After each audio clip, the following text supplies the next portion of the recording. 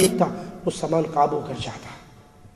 بیت اللہ کے اندر اللہ کی مسجد میں صرف چوری کا جرم، نبی نے فرمایا اللہ اس پر اتنا غصہ آیا اس کی لاٹھی سمیت اللہ نے اس کو جہنم میں پھینک دیا۔ جو مسجد میں صرف چوری کرے اس کو یہ عذاب مل رہا ہے، اور جو مسجد دارالسلام کو گرا دے، جو اہل توحید کی مساجد کو توڑ دے، جو اہل توحید کی مساجد کا خون کرے، جو وہاں پر رکھی ہوئی کتاب اللہ کو جلا دے، احادیث کی کتابوں کو جلا دے، سوچ لے قیامت کے دن اس کا کیا ٹھکانہ ہونے والا ہے۔ کفار اور مشرکین کی ہمیشہ سے یہی سوچ رہی کہ اسلام یا مسلمانوں کو ختم کرنے کا ایک ہی ذریعہ ہے، ان کو مساجد سے روک دیا جائے۔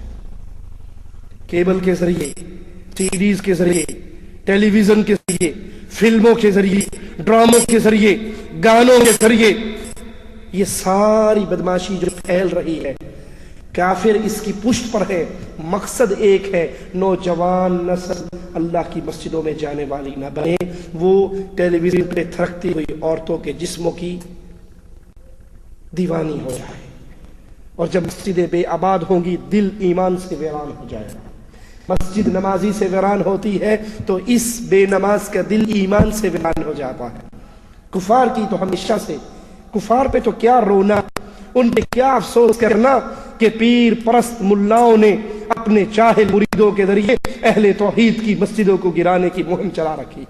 اس سے پہلے کیا ہوتا تھا، اگر کوئی موحد اہل حدیث کسی پیر پرست کی مسجد میں جا کے نماز پڑھ لے، وہ کیا کرتے تھے کہ یہ وہابی آ کے نماز پڑھ گیا ہے، ہماری مسجد ناپاک ہو گئی ہے، اس کو پاک کرنا پڑے گا، وہ پوری مسجد دھوتے ہیں۔ اب اللہ کی توحید پھیل رہی ہے، بڑھ رہی ہے، اہل ایمان پھیل رہے ہیں، اب اہل ایمان نے کہا اچھا تمہیں مسجدیں دھونی پڑتی تھی تو ٹھیک ہے، آپ پریشانی میں نہ پڑیں، ہم اپنی مسجدیں اپنے الگ بنا لیتے ہیں۔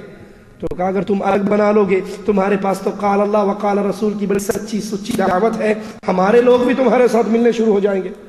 اللہ ریاکاری سے بچائے، صرف اللہ کی نعمت کو، اس کی رحمت کو آپ تک بتانے کے لیے آپ کو یہ خبر سناتا ہوں، 2 مہینوں میں، حج کا مہینہ اور محرم کا مہینہ، اس 2 مہینوں میں اس گناہگار بندے کے موبائل پر 185 لوگوں نے فون کر کے شرک اور بدعات سے توبہ کرنے کا اعلان کیا ہے۔ 185 اہل شرک اہل توحید کے قافلے میں شامل ہوئے۔ اللہ تجھے تیرے پیارے چہرے کا واسطہ ہے، ہمیں ریاکاری سے محفوظ فرمانا، اس عمل کو اپنی رضا کے لیے قبول فرمانا، ہمیں اپنے دین کے خادموں میں شامل فرمانا۔ یہ کوئی بڑی بات نہیں لوگوں کہ انسان بادشاہ کا نوکر بن جائے، یہ بندے کا کمال نہیں ہے، یہ اس بادشاہ کا کمال ہے جس نے اپنی نوکری کے لیے اس کو منتخب کر لیا۔ نوکر کا کیا کمال؟ کوئی نوکر کہ میں بادشاہ کا نوکر ہوں، تیرا کیا کمال ہے؟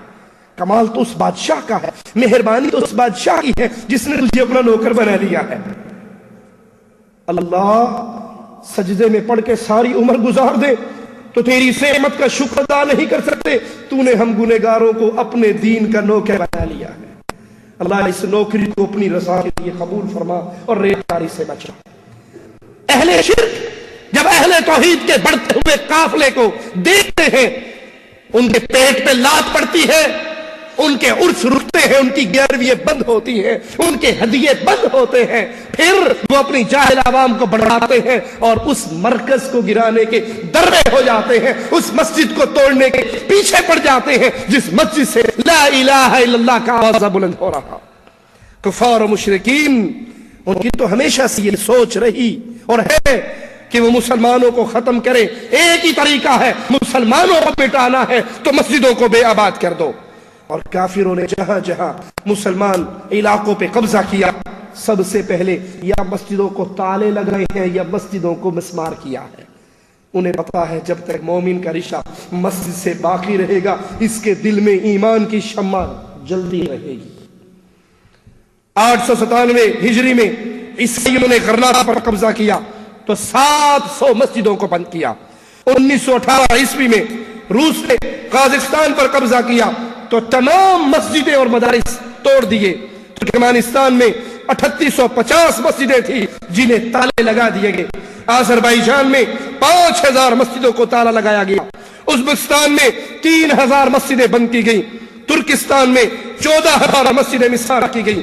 کمیونسٹ انقلاب سے پہلے بلغاریہ میں 1200 مسجدیں تھی، جن میں سے بیشتر کو گرجا گھروں میں، عجائب گھروں میں، گوداموں میں تبدیل کر دیا گیا۔ 1946 میں یوگوسلاویہ میں کمیونسٹ انقلاب آیا تو 17,000 مسجدوں کو مسمار کیا گیا۔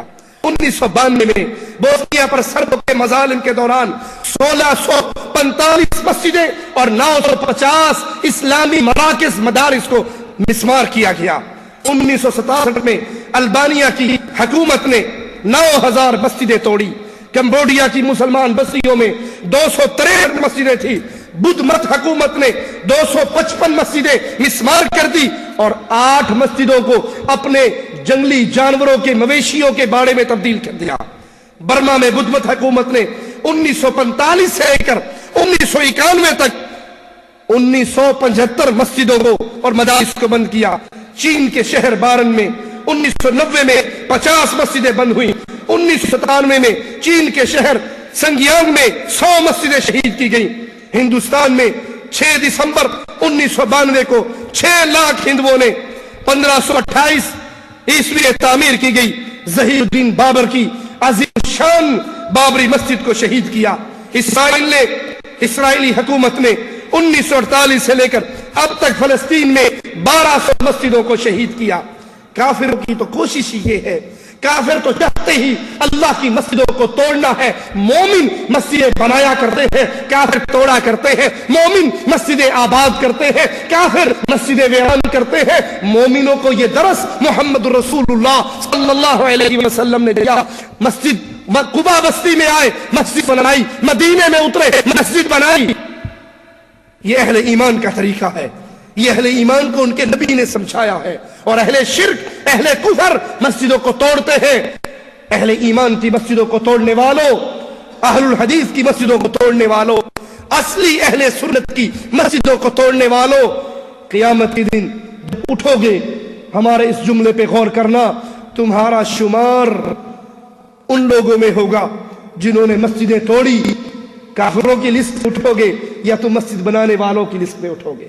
اللہ سے دعا ہے اللہ ہمارے دلوں میں مسجدوں کی محبت پیدا فرمائے، مسجد بنانے کی توفیق عطا فرمائے۔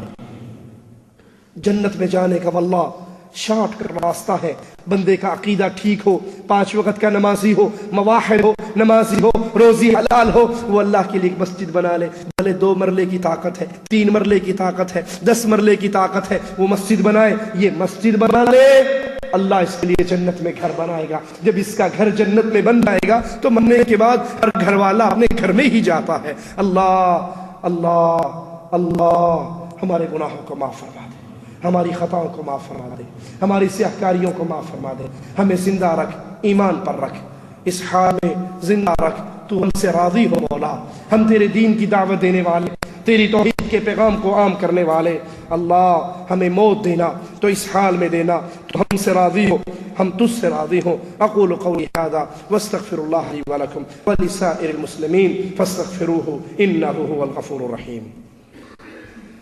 ایک بھائی نے سوال کیا ہے، قرآن حکیم کی کوئی آیت دیوان خانے میں یا بیڈ روم میں زینت کے لیے لگائی جا سکتی ہے؟ قرآن حکیم دیواروں پہ سجنے کے لیے تو نہیں آیا، یہ سینوں میں سجنے کے لیے آیا ہے، یہ عمل کرنے کے لیے آیا ہے۔